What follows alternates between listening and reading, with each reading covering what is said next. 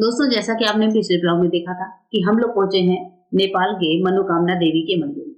मंदिर में दर्शन करने के बाद हम यहाँ पर हमने जो नारियल चढ़ाया था उसको हम यहाँ पर तोड़ रहे हैं। यहाँ पर एक मशीन टाइप का लगा हुआ था जिसमें सभी लोग अपना अपना नारियल तोड़ रहे थे। नीचे पानी इकट्ठा होता था जिसको आप ले सकते थे और नारियल को आप अपने प्रसाद की तरह अपने साथ ले जा सकते थे।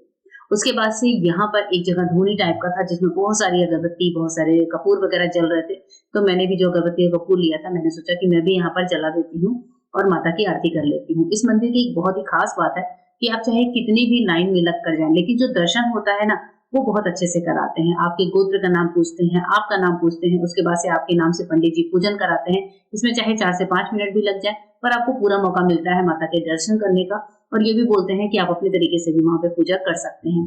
तो ये चीज़ हमें यहाँ की बहुत अच्छी लगी थी। ऐसा नहीं है कि जो यहाँ के मंदिरों में जब हम दर्शन करने जाते हैं तो बिल्कुल भगाने वाली कंडीशन होती है।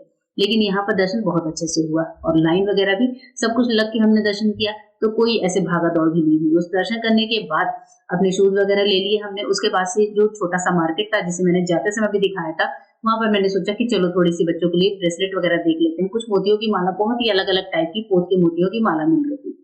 इन मोतियों की माला की एक अलग ही चमक होती है, तो वो मैं यहाँ पर मार्केट में देखने लगी थी। मुझे लगा कि अगर अच्छा लगेगा तो मैं ले लूँगी। और बहुत सारे शॉप्स हैं, तो आप ज़रूरी नहीं है कि जाएँ तो एक ही शॉप से सारी शॉपिंग करें। छोटे-छोटे शॉप पर आपको हर चीज़ जो है बिल्कुल अलग-अलग मिल जाती है। तो गाड़ी में लगाने वाले जो नज़रबट्टू वाले होते हैं वो भी मैंने लिए थे और 1-2 माला वगैरह भी ली थी। और अभी हम लोग आ गए हैं अपने रोपवे पर। रोपवे से ही हम आते हैं उसी टिकट में, और उसी टिकट में हम वो हमारे रोपवे से वापसी भी होती है। रोपवे में बैठने के बाद हम वापस अपने गाड़ी के पास जाएँगे और यहाँ से फिर हम आगे बढ़ेंगे। और रोपवे का रास्ता अभी जो है वो थोड़ा-थोड़ा धूप सा हो गया था। जब हम पहुँचे थे तो काफ़ी ज़्यादा कोहरा था, लेकिन अभी दर्शन-वर्शन करने के बाद जब दोपहर के डेढ़ 2 बज गए थे, तो फिर धूप, पूरी की पूरी धूप बहुत ज़्यादा खिल गई थी। और सुबह-शाम की ठंडक है, बाकी दिन में भी आपको गर्मी ही मिलेगी।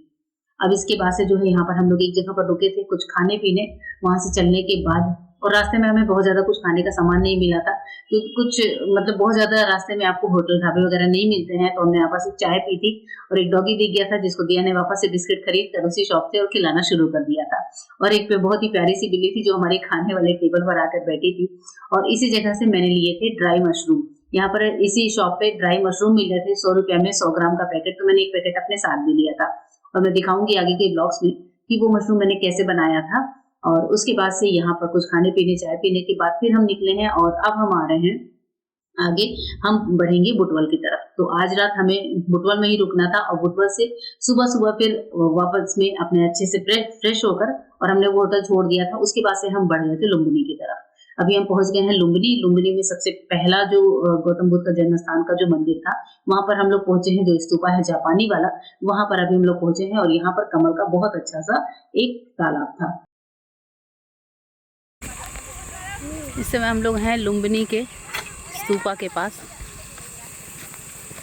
ये भी सेम वैसे ही है जैसा हमने पोखरा में देखा था। पोखरा का जो स्तूपा था वो भी ऐसे ही था।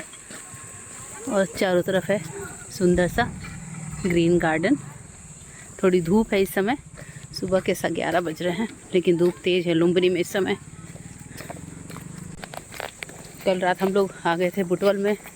बुटवल में हमने स्टे किया, सुबह नाश्ता वास्ता किया, और उसके बाद से अभी हम आए हैं स्तूपा देखने। थोड़ा सा मार्केट देखा था, और आज ही के आज हम इंडिया लौटने वाले हैं, मतलब वापस अपने घर।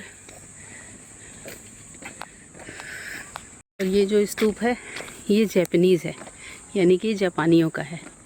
यहाँ पर लुम्बिनी में हर कंट्री के मंदिर बने हुए हैं। ये जापानी है।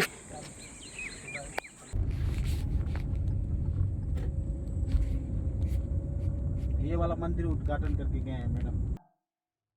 और ये है जो चीनी वाला, मतलब यहाँ पर गौतम बुद्ध के अलग-अलग हर कंट्री के इस तरफ से मंदिर बने हुए हैं। जापान का, चीन का, इंडिया का, मतलब बहुत सारे देशों का। तो धूप इतनी तेज़ थी कि हमारी इच्छा तो थी मंदिर देखने की, पर हम हर मंदिर में नहीं उतर रहे थे। जो मंदिर हमें बाहर से ठीक लग रहा था, अच्छा लग रहा था, और ये लुम्बिनी का सबसे मेन मंदिर है, इंडियन वाला।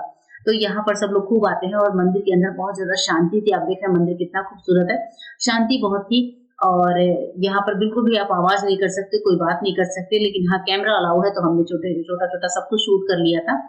और जो आगे का ब्लॉग है वो मेरे नेक्स्ट ब्लॉग में आपको देखने को मिलेगा, लुम्बिनी में और क्या है और हमने क्या-क्या किया और इसके बाद से हम कहाँ जाने वाले हैं।